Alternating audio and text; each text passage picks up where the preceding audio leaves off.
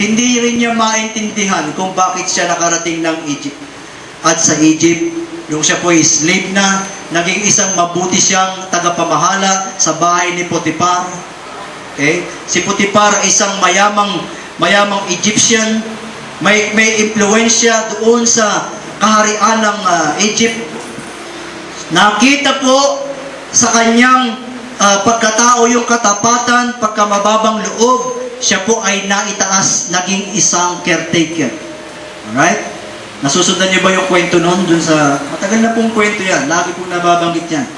Ngayon, magtataka rin kayo, bakit sa kabila ng kanyang pagiging mabuting tagapangasiwa doon sa kabuhayan ni Potiphar, siya po ay nakulong pa.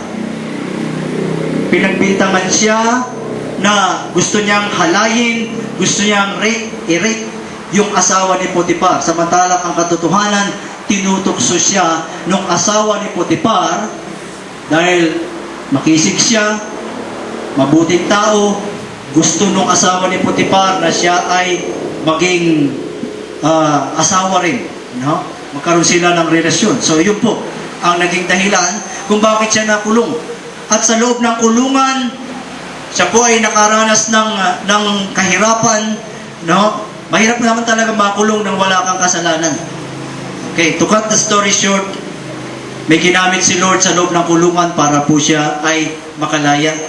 Yung isa doon sa dalawang nanaginip, yung isa doon ay napalaya, nagbalik sa serbisyo sa Pharaoh, samantalang yung isa ay napugutan ng ulo.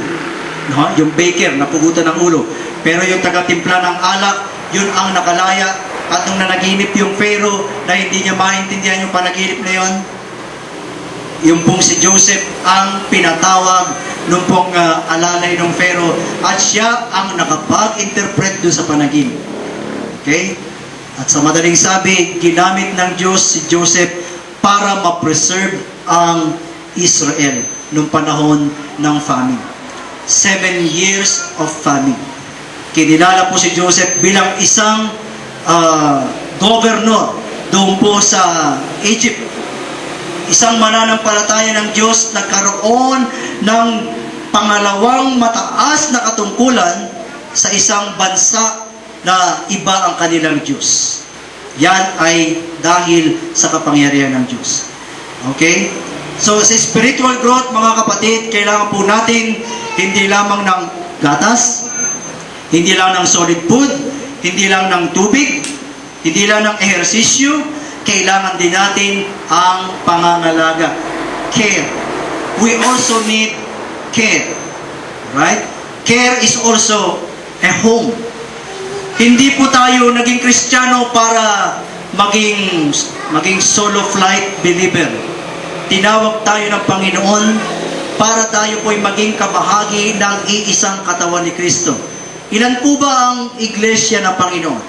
Ang iglesia ay church. Ilan po ba yung biblical church ni Jesus Christ? Ilan po? Isa lang. Okay, may nakikita tayo mga karatula, iba-ibang karatula, may Assemblies of God, may Baptist, may Pentecostal, may UCCP, mayroong mga pangalan ng mga fellowship, Jesus is Lord Fellowship, mayroong Jesus Reigns Fellowship, mayroong Sanctuary, may Miracle Church. Alright. Hindi po ito ang kabuuan ng katawan ni Kristo. Ito po ay bahagi lamang ng iisang katawan ng ating Panginoong Hesus. Ang jilong ay isa lamang pong kabahagi o isang maliit na bahagi sa katawan ng ating Panginoon. Wala pong isa sa mga nabanggit ang pwedeng magsabi, kami lang ang iglesia ng Panginoong Hesus. Kami lang ang ililigtas ng Panginoong Hesus. The moment na merong isang grupo na magsasabi na sila lang ang tinawag ni Kristo, sila lang ang maliligtas, yun na po ang simula ng kanilang pagiging kulto. Naunawaan niyo mga kapatid? Isa pang palatandaan ng isang kulto, yung kulto na hindi po talaga tunay na iglesia ng Panginoon, ay yung mga grupo na walang pakialam sa kanilang mga kapwa Kristiyano. Yan po ay isang palatandaan din ng kulto.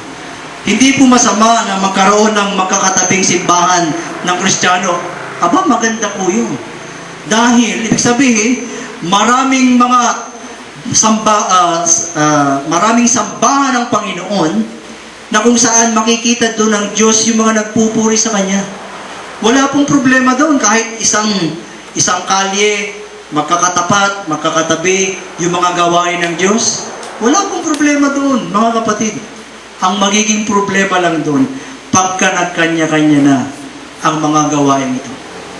Wala na silang pakialam doon. Hindi na rin sila, ayaw rin nilang mapakialaman, madalaw, mabisita ng mga ibang mga gawain. Yun na po yung nagiging kulto. So, maging mature po tayo mga kapatid.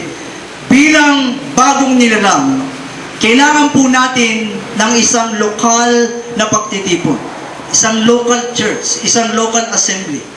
Maaring yun ay nasa isang bahay lamang. Originally, ang church gathering, originally, in the book of Romans, ay nasa bahay lang. Alright? In the house of, puro ganun lang sinasabi po sa mga sulat ni San Pablo. Send my greetings to the Christians in the house of so and so. Ganun. Hindi po nangangahulugan na kapag mayroon kang magandang bahay sambahan, may katedral, mayroong napakagandang gusali, hindi po nangangahulugan na yan ay church. Okay? Ang church ay mga tao na mananampalataya ng ating Panginoon. To tell you, brothers and sisters, ang assembly na ito ay bahagi ng church ng ating Panginoon. Saan mo man dalhin ito? Ito man ay nandito sa garahe, ito man ay nasa tabing kalsada, ito man ay nasa plaza, ito man ay nasa bundok, ito man ay nasa tabing dagat, ito ay church pa rin ng ating Panginoon.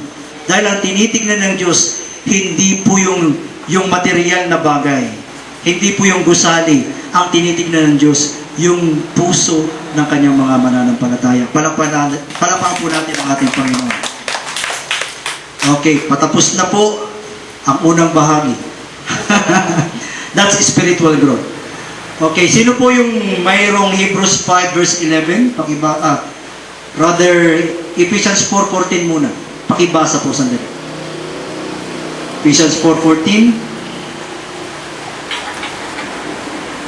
Sabi po dito sa 4:14 ng Efeso, hindi na tayo matutulad sa mga batang nadadala ng bawat aral. Parang sasakyang dagat na sinisiklot-siklot ng mga alon at tinangay ng hangin. Hindi na tayo malilin lang ng mga taong ang hangat ay ibulit tayo sa kamatayan. 15. Manapay sa pamamagitan ng pagkasalita ng katotohanan sa diwa ng pag-ibig, magiging ganap kayo kay Kristo na siyang ulo. Praise the Lord. Okay, dyan po sinasabi mga kapatid na huwag po tayong maging mga bata, maging sanggol na pabago-bago ng isip, unstable. Okay? Unstable in knowledge. Ito, ang isang palatandaan ng isang bata sa pananampalataya. Pagka isang Kristiyano po nakarinig ng kakaibang katuruan, ganadong-ganado siya. Naniniwala siya agad. Pumupunta siya doon sa lugar na yun. Doon ko nakita ang katotohanan. Doon ko nadama yung tunay na presensya ng Panginoon. Tapos pag may narinig naman bago, takbo na naman doon. Ito na yung pinakatama sa lahat ng mga narinig ko. Ito ang katotohanan. Pag nakarinig na naman po ng bagong katuruan, halimbawa na lang po, dati may church dyan sa bayan, pinagkaguluhan ng napakaraming gawain. Nung meron po silang sistema na yung evil spirit ay pwede raw pong ilagay sa kahon. No? Nagre-rebuke sila ng masamang espiritu, pinapalayas nila yung masamang espiritu, yung mga fallen angel, tinatapon po nila doon sa isang box. Paniwalang-paniwala naman po yung mga Kristiyano, pati yung mga pastor. Naniwala rin sila na pwedeng ikahon yung mga masasamang espiritu. Sa umpisa, kakaiba. Pero hindi po lahat ng kakaiba ay tama. Hindi po lahat ng kakaiba ay totoo. So, later, na-realize nila, naku, kulto pala yung ganong pagtuturo. Okay? Ngayon, meron din namang, in fairness, wala naman pong kasalanan nito, yung taong kinakitaan ng ganitong kapangyarihan. Isang lingkod ng Diyos, yung unang dalaw niya dito sa Pilipinas, if I'm not wrong, sa Araneta Coliseum, naranasan ng mga tao ma-slain sa pamamagitan lang ng pagbuga niya. Receive the Holy Spirit. Sa kanyang pagbuga, talagang nagkakatumbahan ang mga tao. Ngayon, ito po naging problema. Kinaya ko ng mga pastor. Maraming pastor sa kanilang kanya-kanyang iglesia, sa kanilang lugar, simbahan, binubugahan nila ng hangin yung mga tao, tapos sila'y natutumba. Okay? At nakita nila na meron kang nangyayari na i-slain. But the problem is, kapag ito ay ginagawa na ritual, palagi na lang ganito ang ginagawa, nawawalan po ng tunay na anointing yung ganyang system. Napakaraming mga bagong mga katuruan, mga sistema na nagsusulputan. Meron pa nga mga kapatid, kung natatandaan nyo noon, meron pa yung nagpe-pray for healing na yung kamay yata ay pinapadiretsyong ganyan para siya ay magpantay, no? Sa pamamagitan nung palad. Marami.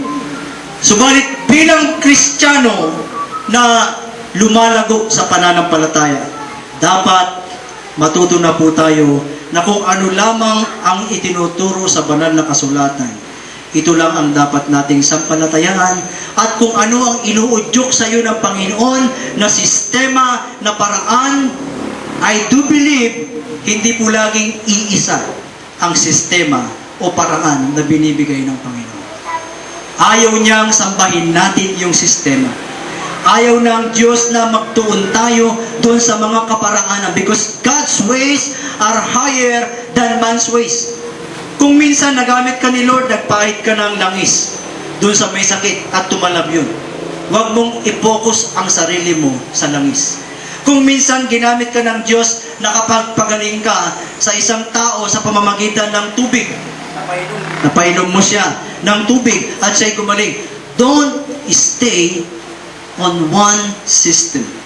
Don't focus on one system because God can move in different and mysterious ways. Amen?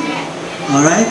Mag-focus ka sa salita ng Diyos at pakinggan mo kung anong kaparaanan ang pwedeng gamitin ng Panginoon para sa iyo.